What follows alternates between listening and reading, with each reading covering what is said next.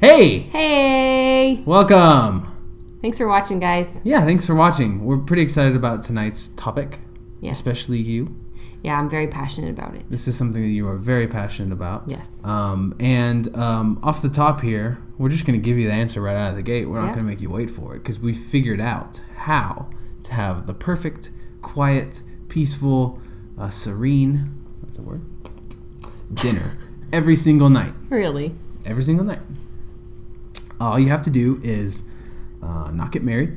Oh, yeah. Not have kids or adopt kids or anything. Don't get a dog. Don't get a cat. Basically, don't live with anybody. Don't live with anybody. Live in isolation.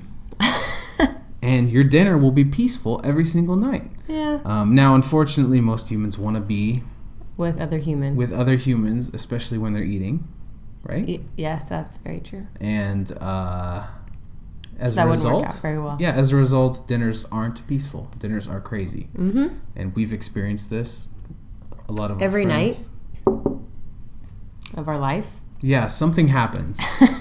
There's something called universal FUSSY time. Happens at 4:00. All babies, all children lose their minds. Yeah, I think it's a mix of, I don't know if it's like the bedtime. They're getting tired for bedtime. Hungry. They're getting hungry. They know that we're trying to do something. Exactly. They know we're trying to get something done to cook dinner, but just everything goes bananas for some reason at 4 p.m. and dinner time just gets crazy. And then if you're working, mom or dad's working, you're coming home, you're tired. Last thing you want to do is deal with the craziness of dinner. Mm-hmm. You put kids together, they fight. Constantly? Yeah. I'm listening to all the reasons here. Do you experience anything bad at dinner? She knows. I love dinner. No, she knows. It's perfect. She knows this is something that I struggle with. No, it's on a hard. daily basis. It is really hard. I love dinner time not because it's chaotic, but because it's the only time out of the day where our entire family is together for 20 minutes doing the same thing. Yeah.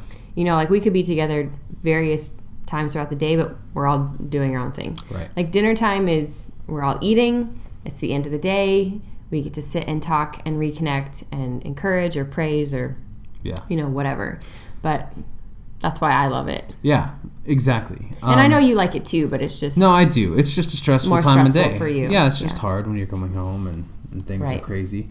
The bottom line here is that it's really hard, no matter what. It's just always going to be hard, but it's extremely important.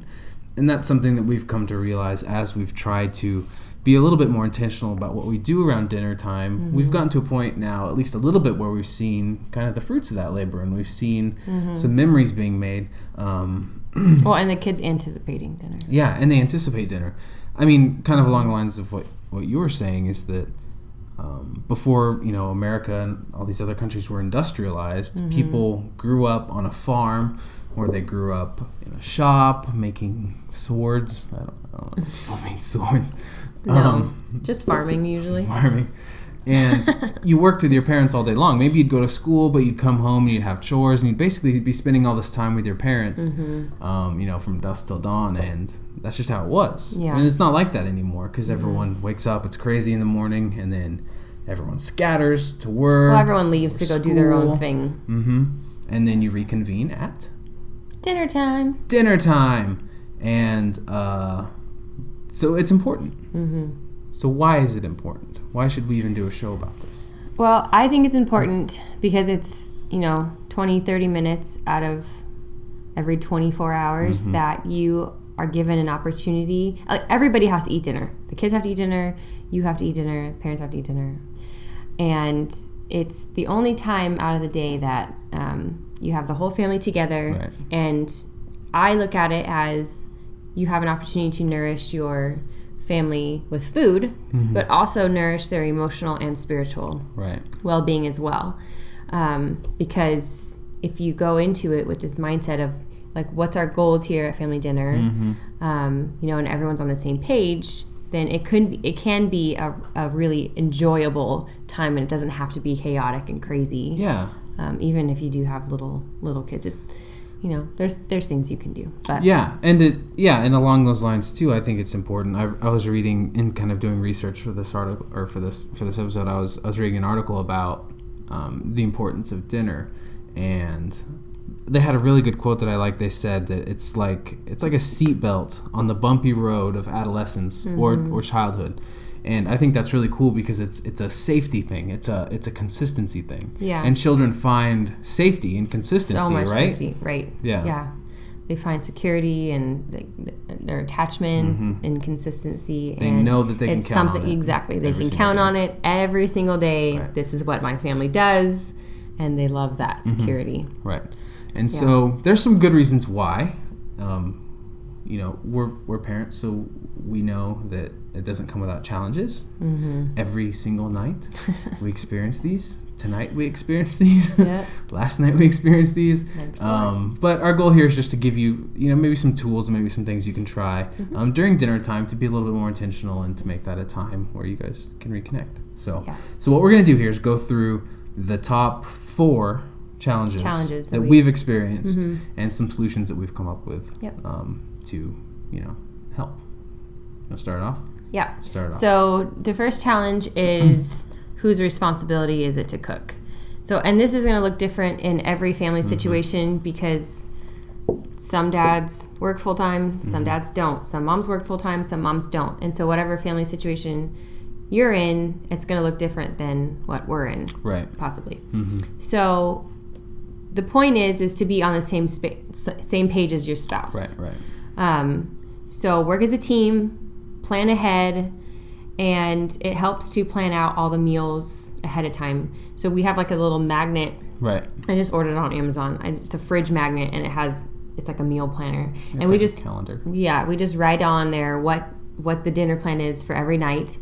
And in the morning, like he knows what we're having, I know what we're having. If there's anything we need to go to the store for, we'll talk and like who's going to the store or whatever. And if there's meat that needs to be defrosted or vegetables that need to be chopped, I don't know. There's always something. So it's just, I think it's being on the same page with your spouse about what the dinner plan is. Yeah. That way, when 4 o'clock, 5 o'clock rolls around, it's not a scramble to get the food on the table. It's like the food's already been taken care of.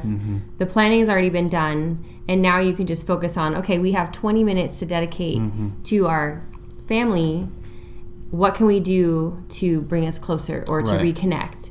Or we can talk about our days or, whatever. But that becomes a focus and not so much what you have to eat. Yeah, exactly. And this isn't everybody, and I know sometimes you have to eat out, but honestly, we really don't eat out that much. And not that there's anything wrong with eating out, like I said, but when dinner becomes about the food or like a restaurant or an experience at a restaurant, it's not going to be about the family and the connecting. So the whole goal with this planning ahead of time is that you're taking food out of the equation, like what you said. And just making it so you can focus on the content of dinner, which is talking and reconnecting with your family. We'll give some more of those ideas. You could go to dinner for a date night or something, or... Yeah, just with restaurants and kids are just... No, it's hard. Insane. Rainforest Cafe, maybe that's it. All right, problem number 2. Challenge number 2. Sorry, not to get technical, but... It's a little technical. Challenge number 2. Challenge number 2 is other commitments during dinner time. Our kids are still little, so they can't go anywhere. We're in control of them. They have to be here for dinner. But we know that kids get older, they get responsibilities, they get baseball practice, music practice, whatever it may be, and those things start to impede on dinner time. That, and then mom and dad working, there's all these things that are trying to take time away from dinner time. And stuff happens, but the biggest goal here is just to make sure you're factoring dinner time in when you're planning these things. So if you're deciding which days little Johnny can do violin rehearsal and there's some at, around dinner time, just try to shift it around and just be mindful of dinner time and tell your kids that too, right? And say, dinner time's really important, so we're gonna go with this practice time instead, and we're gonna just try to work around dinner time because it's important. Or say you're only gonna do something. Yeah, like the kids can only commit to dinner time practices or something just a couple times a week instead of 5 days a week, or, right? Whatnot. But the whole point is to keep that dinner time sacred. Yeah. Because it's really the only time your family comes together to reconnect. So if you do have practices, then what else can you do? Do you have a later dinner time, like after practice, or, I don't know. I'm sure you can think of something creative in that type of situation. But the point is to be able to reconnect as a family. Right. And keep it sacred. I like that you said that, because our kids aren't this old yet, but I have to believe that if you are reinforcing this to your kids over and over throughout the course of their life, once they're old enough to have a car and make their own decisions, even though they're still living with you, and decide, am I going to go to a friend's house? Am I going to do this instead? They're going to know that dinner time is sacred, even when they're older. If you've made it a priority their whole life, they're going to continue to do that. And teenagers kind of flock to where there's food. Yeah, so if they know where there's food, they know you're cooking 6 good o'clock, food, and they'll bring them their and over. all of the neighborhood kids are going to be over. All their friends will be over. So make it a priority, and your family will too. That's the main thing there.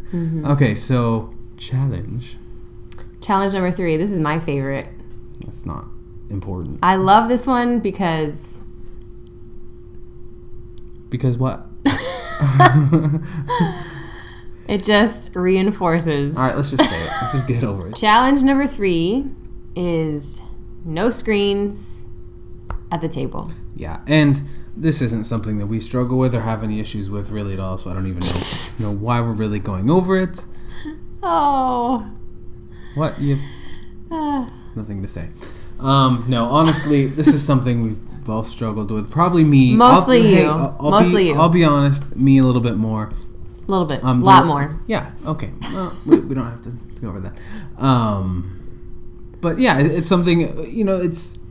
Your phone is with you all day long. You're used to checking it. You're very reactive, and stuff coming at you, and you're bombarded by so-and-so liked your picture on this, and so-and-so posted an article about golden retrievers or German shepherds, or I don't know. Stuff pops up in your feed, and you're like, oh, I gotta check that out. But dinner time is not the time to do that. So just turn it off. Get rid of the temptation, and honestly, unless you are a brain surgeon or the president of the United States, chances are you can go without your phone for 20 minutes. Yeah, you can turn your phone off for 20, 30 minutes. Or your watch. Yeah. And try it. Try it out. Turn your phone off for 30 minutes. You don't even have to turn it off, but just put it somewhere. No, I'm saying turn it off. Turn it off for 30 minutes. It's not even... You're being like a pilot on the airline. It's not the pilot, it's the airline that makes you put it in airplane mode. She gets really mad that people make you put your phone in airplane mode. Well, you just put it, you don't have to turn it off. You just put it on airplane mode. We don't have to get into that. The idea is try it out. The world will keep spinning. Everyone will be fine. You're not going to get fired. So try it out. Because your family's more important, and focus in on them, right? Challenge number 4. Challenge number 4. Please remember that children are going to act like children, and yeah, it's so weird. I say, you're acting like a child. Oh, wait, they are a child. They're gonna fight because they're in the same vicinity, and they're hungry, and they're waiting, and they're you know how that goes. Yep. But don't put too many expectations on your, like, you can't expect a 2-year-old to sit through 20 minutes of dinner. Like, that's just not going to happen. No, it's not. And be okay with that. If you have older kids and younger kids, then maybe find a solution.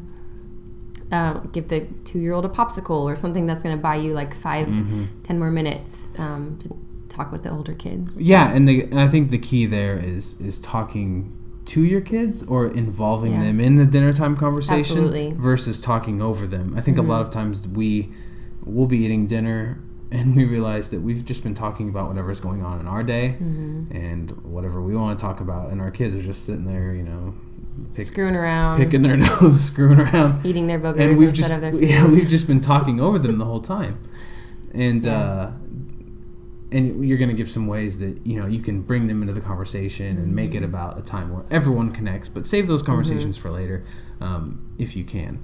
And involve the entire family. Yeah, our kids are from ages 20 months to, well, almost 2. I hate it when people say that, like, oh, they're 23 months. 38 months. So almost 2 to 5. And so trying to find like a topic or something that all of us can do as a family is a little bit tricky. I'm sure there are, other situations where their kids are like 10 and, a baby. But there's always something that everybody as a family can do to reconnect. And but some of those questions are... Yeah, give us some ideas. So, I don't know. Josiah, there's one thing that we really like to do is... talk about facial expressions. Yeah. And so we'll say like, everyone do a happy face. And the baby can do it, to a 5-year-old can do it, or angry face, or mad, or sad, or nervous, or excited, and all these different emotions that everyone can do while they're eating. Yeah. And the key with any of these games is to make sure that they take a bite before they do it. So everyone take a bite and then do this expression. Do an angry person chewing food or something like that. Yeah. Because the goal is to keep them eating, because that's one of the biggest challenges, is just getting kids to eat. And not to say over and over again, take a bite, eat your food, take a bite, eat your food. I just sound like a broken record.